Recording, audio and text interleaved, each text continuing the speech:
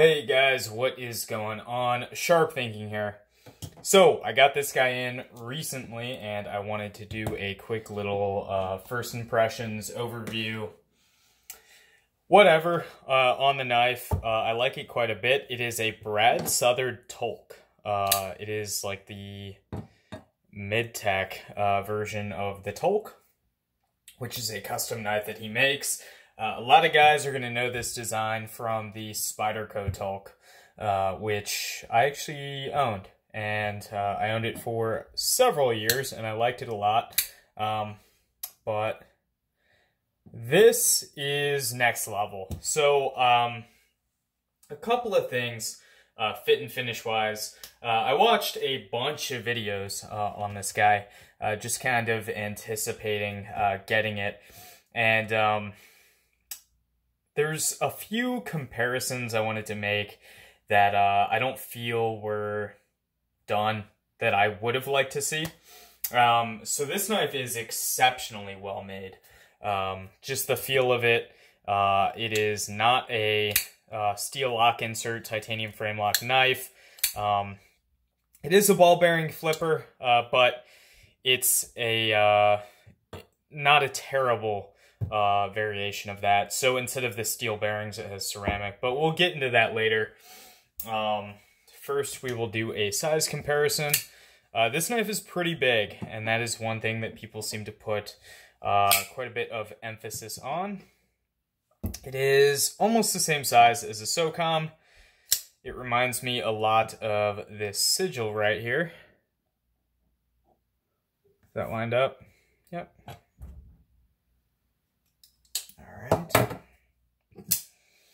XM18, so you can see it's bigger than an XM. The Sebenza I just did a video on. And it's a pretty common knife, so I figured I'd bring it out. It's not really like comparable in any way. And the military. So that's all I'm gonna do today, or for this video. But yeah, big knife, and I like that about it. It's got a pretty decent feel to it. It is super light for the size. Kind of reminds me of the Tilt, how it's like oddly light for being as large as it is. So, starting with the blade, it's an XHP blade. I like CTS XHP. It's good stuff. People were complaining about it. I really don't see that as an area to complain about. The heat treat, on the other hand, we don't really have a lot of info on that. Southard is a smaller maker. We don't really know what the heat treat protocol that the company he used to do the heat treat, we don't know too much about it. So that's yet to be seen. So almost no comment there. It is a very nice satin finish. I would have liked to see it in a full stone wash, just to keep scratches off the blade and not make me feel guilty about using it, but it is what it is. It's got a stone wash flat, which I really like. It kind of gives it that two-tone effect. Very nice blade. It looks to be about 4 millimeters thick, going off of the military. Yes, it is. So, yeah, pretty impressed by the blade. It's, the blade shape is kind of that standard, Southern blade shape. It's, pretty much a sheep's foot with, some material taken off the blade. If you look at it relative to the Hinderer, I'm sure this blade could be modified to look like the Southard. But yeah, flipper tab, pretty small, out of the way. It is a, what do they call it? A light switch? I don't know. You pull back on the flipper and it flies out. It's good to go. No complaints. Ceramic detent, pretty cool. The pivot and hardware is done by Southard in his shop. A lot of this knife is hand fit. Kind of cool, kind of why they call it a mid-tech. I know a lot of the production companies such as CRK and hinderer kind of moved away from the mid-tack nomenclature, just due to it being not necessarily true. When I look at a microtack or a hinderer or a CRK, I think production knife, which is, it is what it is. It's a production knife. It's made in a factory. Not a factory, but on a production line. And hinderers may or may not be touched by Rick. I really don't know. I've not seen his facility to have that kind of information. Handle 6AL4V, pretty big handle.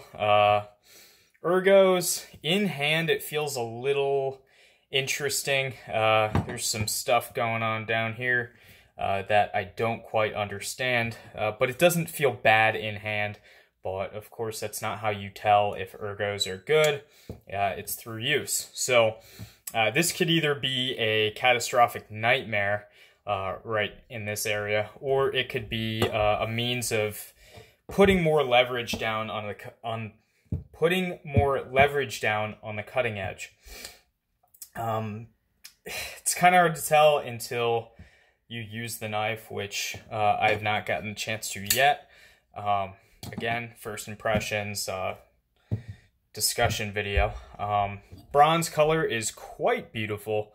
I really, really like bronze. The bead blast finish is very nice, very consistent. Clip looks pretty good. This is kind of not a lot of room to get a pocket into, but I'm sure it's fine. What else? We have the lock bar over travel, which is a hinderer design.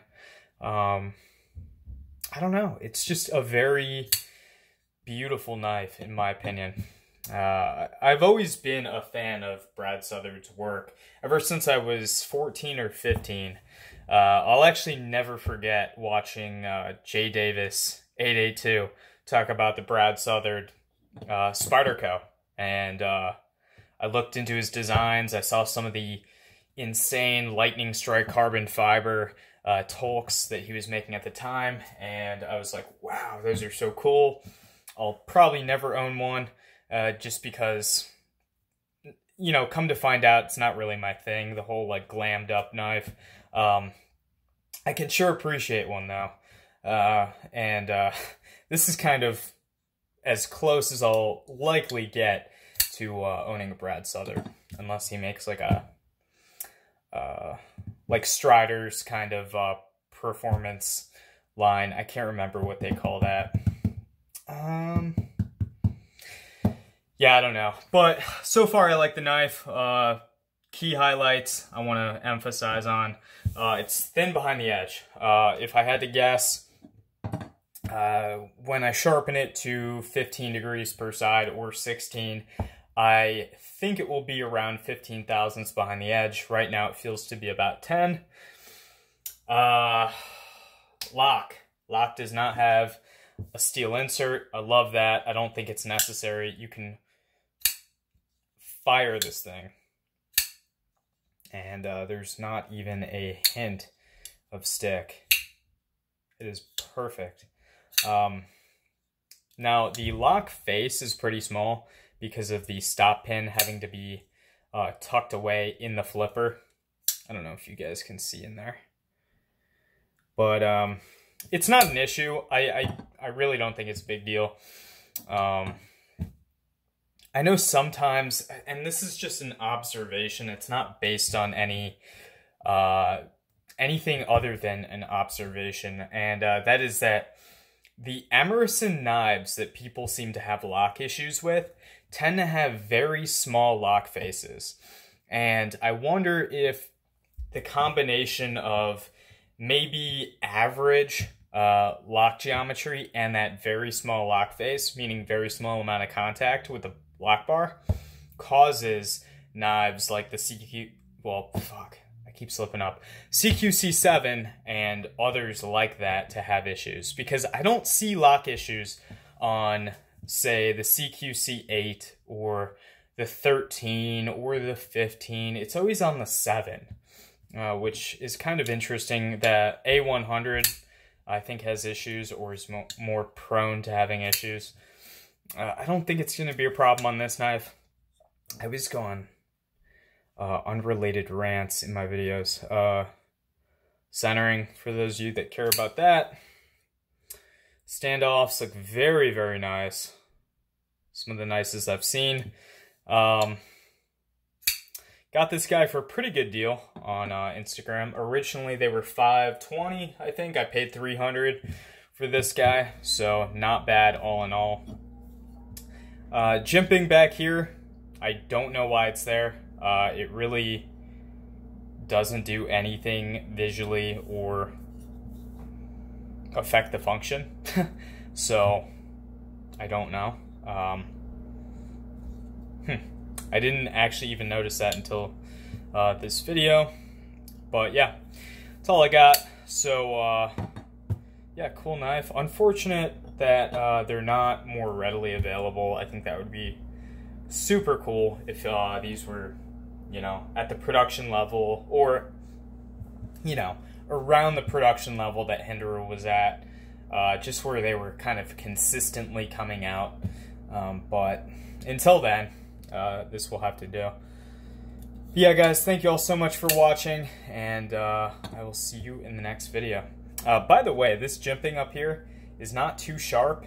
It feels like if you were to take a stone and knock off the sharp part of Spyderco jimping, like just kind of smooth it out a little bit, that's exactly what that feels like. So I'll end with that. Thank you all again so much for watching, and I will see you in the next video.